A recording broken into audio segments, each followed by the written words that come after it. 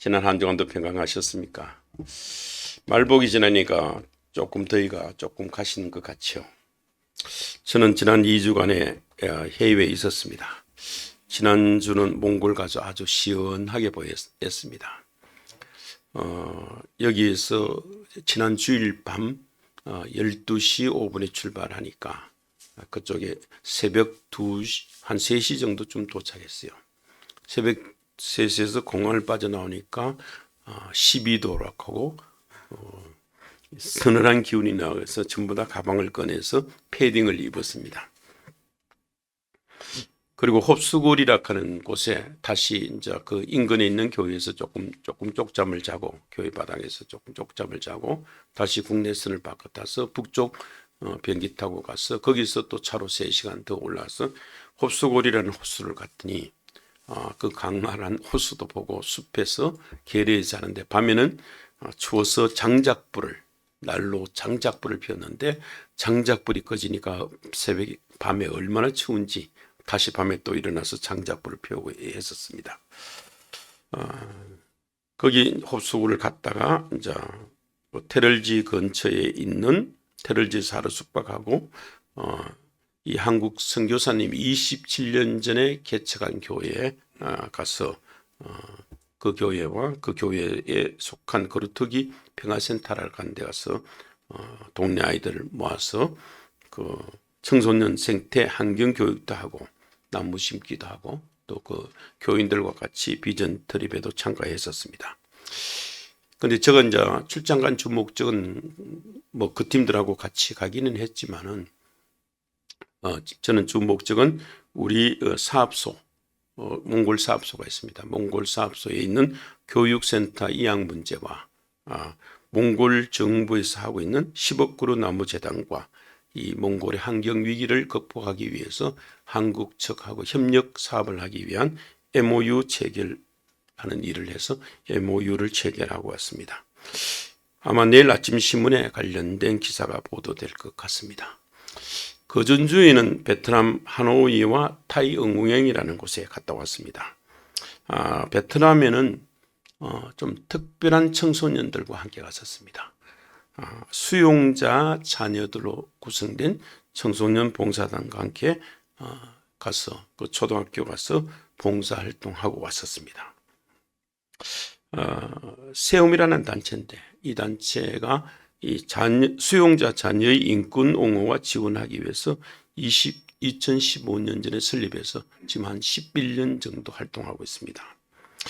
오랫동안 부스러기 선교에서 아동복지 사업을 했던 이경림 대표가 어느 날 2014년 이 정도쯤 저를 찾아왔었습니다.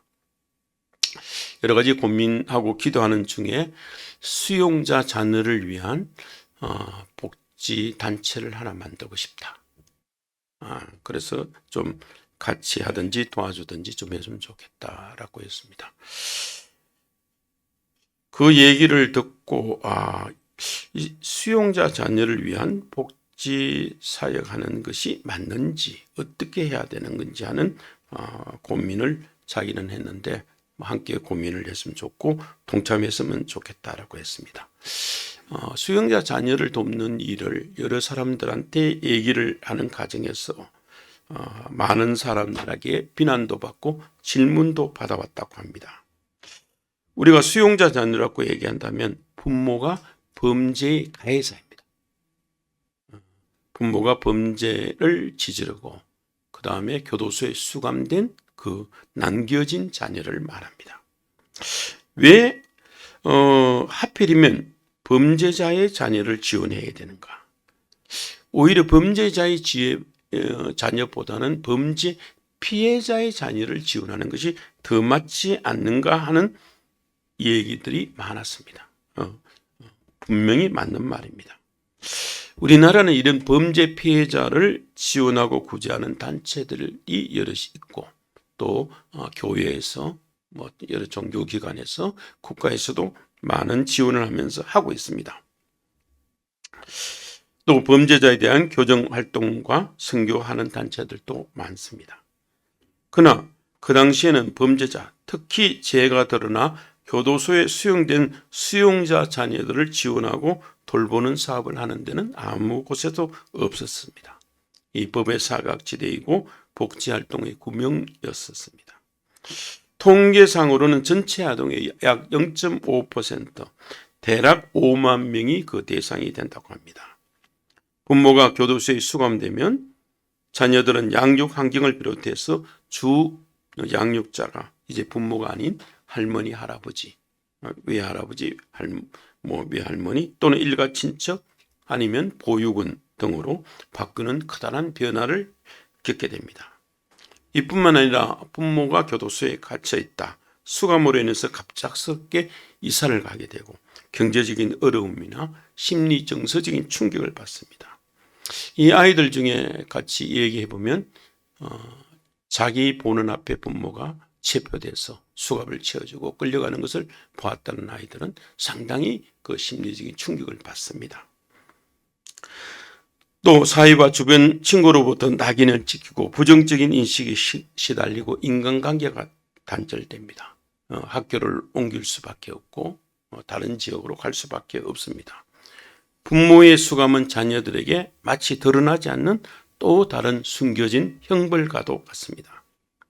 그러나 현실에서는 이 가해자의 자녀들을 돕는 일은 피해자와 그 유가족의 고통을 가중시키는 일이고 가해자를 두둔하는 것처럼 보여 범죄자를 옹호하는 것처럼 보여 강한 반감이 생기기도 합니다. 이런 고민을 이 대표가 고민하면서 저한테 언론해 왔었습니다. 그래서 이 대표를 향해서 그러면 이럴 때는 예수님은 어떻게 했을까? 우리 함께 고민하고 기도해 보자라고 했었습니다. 고민하고 기도하는 과정에서 예수님은 이 일을 하실 것이라는 생각이 들었습니다. 그래서 저도 11년 전에 이 설립 작업에부터 지금까지 동참해서 함께 일하고 있습니다. 이 대표 역시 성경 속에서 마가복음 19장 36절과 37절의 말씀, 예수께서 어린 나이 하나를 데려다가 그들 가운데 세우시고 안으시며 제자들에게 이르시되 누구든지 내 이름으로 이런 어린 나이 하나를 영접하면 곧 나를 영접하며 누구든지 나를 영접하면 나를 영접함이 아니요 나를 보내신 이를 영접함이라는 그 말씀을 깊이 묵상하면서 단체 설립을 결심했다고 합니다. 그래서 뜻을 같이 하는 사람을 모으고 그 이름을 세움이라고 짓고 어린아이를 가운데 세우시는 그 세움이라고 짓고 수용자 자녀 한 사람이 당당하게 사는 세상을 만들자는 미션으로 지금까지 11년째 활동하고 있습니다. 예수님께서 이 땅 그 아이들이 베트남에서 활동하고 난 후기나 또 거기서 평가회 하거나 나온 여러 가지 보면 이 아이들이 베트남 아이들과 함께 지내면서 봉사하면서 굉장히 치유받고 위로받고 당당하게 살아가는 데 대한 용기를 얻었다고 얘기를 하고 있습니다. 예수님께서 이 땅 이 세상에 오신 목적과 행하신 사역에 대해서는 우리는 성경 말씀을 통해 이미 잘 알고 있습니다. 예수님이 본격적으로 복음을 전파하신 약 3년간의 공생의 기간 동안 행하신 일은 마태복음 9장 35절에 세 가지 핵심 사업으로 요약되어 있습니다. 예수님은 모든 도시와 마을을 두루 다니면서 그들에 해당해서 가르치시고 천국 복음을 전파하시고 모든 병과 모든 약한 것을 고쳐셨습니다. 예수님께서 하신 사역은 이 땅에서 오셔서 하나님의 말씀과 율법의 참된 정신을 사람들에게 가르친 일을 먼저 하셨습니다. 그 가르침은 기존의 바리새인들이나 서기관들과 달리 근위 있는 말씀으로 사람들의 마음을 찌르고 변화시켰다고 복음서에서는 기록하고 있습니다. 그리고 예수님은 천국 복음을 전파했습니다. 하나님 나라가 가까이 왔음을 선포하시고 사람들이 죄를 회개하고 하나님께 돌아오도록 촉구하셨습니다. 그뿐만 아니라 예수님은 모든 병든 자와 약한 자를 치유하시고 고쳤습니다. 예수님은 육체적인 질병뿐만 아니라 내면의 상처, 영적인 억눌림, 귀신 들림까지도 치유하셨습니다. 이런 단순한 기적을 자랑하기 위해서 성경에 기록된 것이 아니라 고통받는 인간을 향한 깊은 긍휼, 헤세드의 표현이고 하나님 나라가 이미 임했다는 것을 증명하는 표적이었습니다. 이런 예수님의 모든 가르침과 치유, 복음 전파 사역은 결국 십자가의 죽음과 부활로 수렴됩니다. 예수님께서는 인류의 모든 죄를 짊어지시고 십자가에서 죽으심으로 구원 사역을 단번에 완료하셨고 3일 만에 부활하심으로 죄와 죽음의 권세 또한 이기셨습니다. 이를 통해서 우리 인간이 하나님과 화해하고 영원한 생명을 얻는 길이 열렸습니다. 우리는 이런 예수님을 믿고 따르는 것입니다. 예수님께서 이 세상에 오신 목적은 잘 아다시피 인류 구원과 하나님 나라의 회복입니다. 인간은 아담 이후 죄로 인해 하나님과 단절되고 죽음 사망을 맞이할 수밖에 없게 되었습니다. 인간의 힘으로는 스스로 죄와 죽음의 문제를 해결할 수 없었습니다. 그래서 죄 없으시고 하나님의 본체신 성자 예수 그리스도께서 스스로 죄를 대신해 치르는 제물인 대속물이 되어 십자가에서 죽으심으로 인류에게 영원한 생명을 주시고자 이 땅에 오셨습니다. 예수님은 죄로 인해 단절되던 하나님과 인간관계를 회복하고 하나님의 통치와 주권이 온전히 실현되는 하나님의 나라 천국을 선포하고 이 땅에서 사역을 시작하셨습니다. 아들을 낳으리니 그 이름을 예수라 하라. 이는 그가 자기 백성을 그들의 죄에서 구원할 자이심이라고 마태복음 1장 21절에서 예언하고 있습니다. 또 예수님은 스스로 인자가 온 것은 섬김을 받으려 함이 아니라 도리어 섬기려 하고 자기 목숨을 많은 사람의 대속물을 주려 함이라고 선언하시고 또 요한복음 3장 16절에서는 하나님이 세상을 이처럼 사랑하사 독생자를 주셨으니 이는 그를 믿는 자마다 멸망하지 않고 영생을 얻게 하려 하심이라고 예수님이 이 땅에 오신 목적을 분명히 말씀하고 있습니다. 내가 자꾸 하나님의 나라가 가까이 왔으니 회개하고 복음을 믿어라. 이것이 마태, 마가, 요한 등 세 복음서에서는 예수님이 이 땅에 오신 목적을 잘 기록하고 있습니다. 그런데 오늘 읽은 누가복음에서는 마태, 마가, 요한 복음에서 기록된 목적과 사역 외에 예수님께서 사회적으로 소외되고 영적으로 방황하는 이들, 잃어버린 자들을 찾아 구원하고 위로하기 위해 이 땅에 오셨다고 말씀하고 있습니다. 예수님은 하나님을 떠나 방황하며 영적으로 죽어 있던 죄인들을 직접 찾아내어 하나님의 자녀로 회복시키기 위해서 이 땅에 오셨습니다. 예수님은 스스로 의인이 아닌 죄인을 부르는 어서로 비유하시기도 하고 실제로 죄인들을 가까이 있었습니다. 우리들에게 참으로 위로가 되는 말씀이고 예수님의 사역입니다. 인자가 온 것은 잃어버린 자를 찾아 구원하라 함이라고 누가복음에서 19장 10절에서도 다시 강조하고 있습니다. 또한 가난한 자와 병든 자, 고아와 가부, 나그네 등 소외 계층을 돌보시는 목적도 있습니다. 이는 하나님의 사랑을 이 땅에 전파하고 몸소 삶으로 실천하기 위해 몸을 보이시기 위함입니다. 이런 예수님의 사역이 지금 누가복음을 읽었던 본문에서 잘 나타나고 있습니다. 흔히 오늘 읽었던 본문을 예수님의 취임사라고 얘기합니다. 한 나라의 대통령이 임기를 시작할 때 제일 가장 먼저 하는 행사가 바로 취임식입니다. 그 취임식의 하이라이트는 취임연설이죠. 대통령은 취임사를 통해서 내가 앞으로 어떻게 이 나라를 이끌어 나갈 것인지, 어떤 정책을 펼치는지 자신의 비전과 목적을 온천하에 선포하는 것이 취임연설이고 취임사입니다. 우리가 잘 아는 취임사 이런 말 있죠. 국가가 여러분을 위해 무엇을 할 수 있는가를 묻지 말고 여러분이 국가를 위해 무엇을 할 수 있는가를 물으십시오. 냉전이 한참 있던 1961년도 미국의 제35대 대통령을 취임한 존 F 케네디의 대통령 취임 연설 중에 한 대목입니다.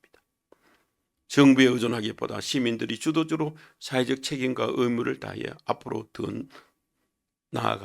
나은 국가를 함께 만들어 나가자 하고 미국의 사람들의 애국심과 시민의식을 깨우는 이 연설로 말미암아 젊은 케네디 대통령이 일약 미국인들이 열광하고 세계적인 지도자의 반열에 들어서게 되었습니다. 오늘 읽은 누가복음 4장의 말씀은 만왕의 왕이신 예수님께서 공생의 역사적인 사역을 시작하면서 온 인류 앞에 던지신 일종의 메시아 침사와 같습니다. 오늘 본문의 배경은 예수님이 고향 갈릴리 지방 나사렛이 그 배경입니다. 예수님은 늘 하시는 대로 안식일에 해당에 들어가셨습니다. 해당 예배를 드리러 가셨죠. 그 당시 해당 예배는 해당장이라는 사람이 예배 진행을 맡았는데, 예배가 시작되면 성경 낭독자에게 두루마리 성경을 건네줍니다. 그 당시는 문자를 읽어주는 사람들이 많지 않았고 성경도 아주 비싸고 귀하기 때문에 집에 성경을 가지고 있는 사람들이 별로 없었습니다. 그래서 성경을 낭독하는 시간이 되면 글자를 읽을 수 있는 사람이 전체 회중 앞에서 두루마기 성경을 펼쳐서 읽습니다. 그러면 나머지 사람은 자리에 앉아서 그것을 듣습니다. 그 성경을 낭독하고 그 본문 중심으로 설교가 이어집니다. 이날은 예수님이 성경을 낭독하고 그 뜻을 풀어 설명하면서 설교를 했었습니다. 예수님이 펼쳐 읽은 부분이 오늘 읽었던 본문입니다. 그 본문은 구약 이사야서 61장 부분입니다. 그 부분을 예수님께서 찾아주셔서 큰 소리로 읽으셨습니다. 주의 성령이 내게 임하였으니 이는 가난한 자에게 복음을 전하게 하시려고 내게 기름을 부으시고 나를 보내사 포로된 자에게 자유를, 눈먼 자에게 다시 보게 함을 전파하며 눌린 자를 자유롭게 하고 주의 은혜를 전파하게 하심이라. 이것이 예수님의 취임사의 대목입니다. 예수님은 이 성경을 읽으신 후에 자신이 이 땅에 오신 목적을 이사야 성경의 근거에 말씀을 전했습니다. 그리고 성경책을 듣고 해당장에 주고 자리에 앉았습니다. 해당에 앉은 모든 사람들이 예수님을 주목하고 왜 저 사람이 저런 말을 했을까 하고 주목하고 있을 때 예수님은 엄숙하고도 위대하신 말씀을 한마디 던집니다. 21절에 기록된 말씀입니다. 이 글이 오늘 너희 귀에 응하였느니라. 본절에서 응하였느니라고 번역된 헬라어 페플레로타이라는 말은 구약 예언의 성취와 완성을 모사하는 전문 용어입니다. 그 전문 용어인 플렐로의 완료 수동태로서 이사야서 61장 1, 2절의 예언이 지금 예수님 말씀 듣고 있는 여러 회중의 청중들에게 이미 완료되어 있다. 성취되었다. 이 말씀이 바로 성취되었다는 말이 너희 귀에 응하였다는 말입니다. 이 글이 오늘 너희에게 응하였다는 이 말은 해석하면 내가 바로 이 성경이 예언한 바로 그 메시아다. 가난한 자와 눈먼 자, 병든 자, 억눌린 자를 해방시켜 주기 위해 자유롭게 하기 위해서 이 땅에 온 그 메시아다라는 선포입니다. 이제 내 사역을 통해서 이 예언의 성취가 되기 시작했다는 폭탄 같은 선언이었습니다. 그렇다면 예수님께서 친히 취임사를 통해서 밝히신 이 땅에 오신 진짜 목적과 사역의 핵심은 무엇일까요? 오늘 본문을 통해서 우리는 세 가지를 나누어 은혜를 구하고자 합니다. 예수님께서 이 땅에 오신 목적, 예수님이 스스로 선포한 내가 이 땅에 온 목적, 앞으로 내 사역은 이렇게 하겠다는 것은 첫 번째는 가난한 자에게 복음을 전하기 위함입니다. 18절 상반절 보면 이렇게 시작됩니다. 주의 성령이 내게 임하였으니 이는 가난한 자에게 복음을 전하시려고 내게 기름을 부으시고 마음의 해방을 주시겠다는 겁니다. 예수님의 첫 번째 사역 대상은 가난한 자였습니다. 여기서 말하는 가난한 자는 단순히 통장 잔고가 없는 경제적 빈곤층만을 의미하지는 않습니다. 영적으로 파산한 자, 내 힘으로 도저히 구원을 받을 수 없음을 깨닫고 하나님 앞에 애통해하는 심령이 가난한 자를 뜻합니다. 세상은 돈이 없고 힘이 없으면 무시합니다. 그러나 우리 주님은 언제나 스스로 아무것도 할 수 없다고 고백하는 낮은 자들에게 향해 있습니다. 그 가난한 심령에 주님은 복음, 즉 기쁜 소식을 전하십니다. 죄로 인해 영원히 죽을 수밖에 없는 우리가 내 공로가 아니라 오직 예수 그리스도의 은혜로 하나님의 자녀가 되었던 이 기쁜 소식보다 더 큰 복음이 어디 있겠습니까? 오늘 이 시간 삶의 무게에 짓눌린 마음이 가난한 성도님들이 계십니까? 주님이 영혼의 부유함을 주시기 위해 이 자리에 찾아오셨음을 믿기 바랍니다. 제가 속한 그 단체 지구촌 나눔운동에 28년 전에 설립될 때 그 설립자들이 다 기독교인이었습니다. 그래서 이 단체의 앞으로 비전, 목표를 뭐를 둘 것이냐. 그래서 지구촌의 가난한 이웃의 자립을 돕고 지속 가능한 발전을 지원한다. 이걸 우리 단체는 지금 28년 동안 지구촌의 가난한 이웃, 그래서 우리가 가난한 이웃이 누구냐라고 할 때 그것이 돈이 없는 사람도 있지만은 장애인도 있고 그 다음에 아동도 있고 여성도 있고 그 사이에서 천민으로 소외받는 계층도 있고 이런 가난한 사람들이 어떻게 자립할 수 있나. 저희들은 경제적 자립이나 정신적 자립을 지원하지만 예수님은 마음의 해방과 영혼의 자유를 주기 위해서, 자립을 주기 위해서 이 땅에 오셨습니다. 두 번째는 포로된 자, 눈먼 자, 눌린 자를 자유케 하심입니다. 18절 하반절에서는 사역의 구체적 대상이 등장합니다. 나를 보내서 포로된 자에게는 자유를, 눈먼 자에게는 다시 보게 함을 전파하고 눌린 자를 자유롭게 한다 그랬습니다. 삶의 치유를 주시겠다는 말씀입니다. 예수님이 오신 목적은 한마디로 자유와 회복입니다. 예수님은 세 부류의 고통받는 자들을 언급했습니다. 이들이 그 당시에는 가장 소외계층이고 고통받는 대상이었습니다.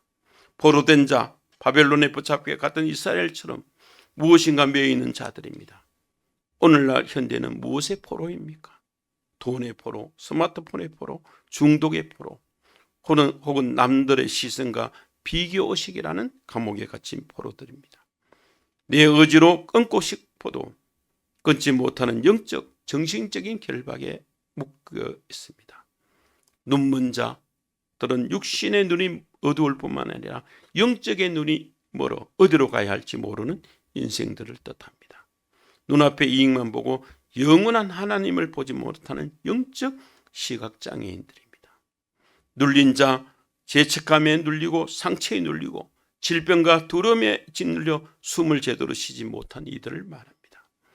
사탄은 끊임없이 우리를 억압하고 정죄합니다. 너는 실패자야. 너는 끝났어. 라고 속삭입니다. 예수님은 이 모든 묶임과 어둠과 억압을 파괴하고 자유를 주시기 위해서 이 땅에 오셨습니다. 눈먼 자의 영안을 열어 진리를 보게 하시고 눌린 자의 어깨에서 무거운 짐을 벗겨 주십니다. 예수님을 만나면 결박이 풀립니다. 예수님 안에서는 참된 자유가 있습니다. 세 번째 주님이 오신 목적은 주님이 말씀하십니다. 19절의 말씀입니다. 주의 은혜해를 전파하게 하려 하심이라 하였더라. 주의 은혜해는 흰년을 말합니다. 이 땅에 진정한 흰년의 완성을 주시기 위해 오셨다고 말씀합니다. 여기서 주의 은혜해는 구약 레위기 25장에 드린 흰년, 주빌리를 가리킵니다. 흰년은 50년마다 돌아오는 위대한 해였습니다. 흰년이 선포되면 놀라운 일들이 벌어집니다.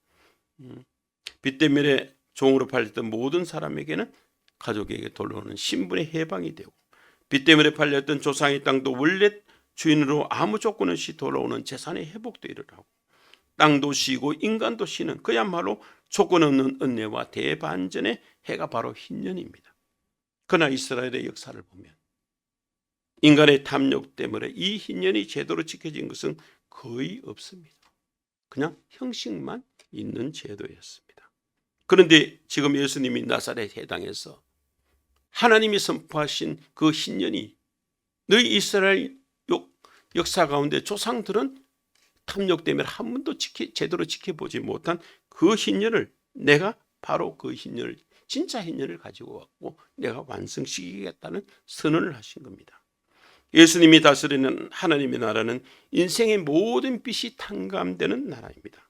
죄의 빚, 사망의 빚을 예수님이 십자가에서 대신 다 갚아주심으로 우리 인생의 영원한 흰년, 즉 주의 은혜가 시작되었습니다. 성도 여러분, 이 침식 연설의 정점은 바로 21절입니다. 이 글이 오늘 너희에게 응하였느니라.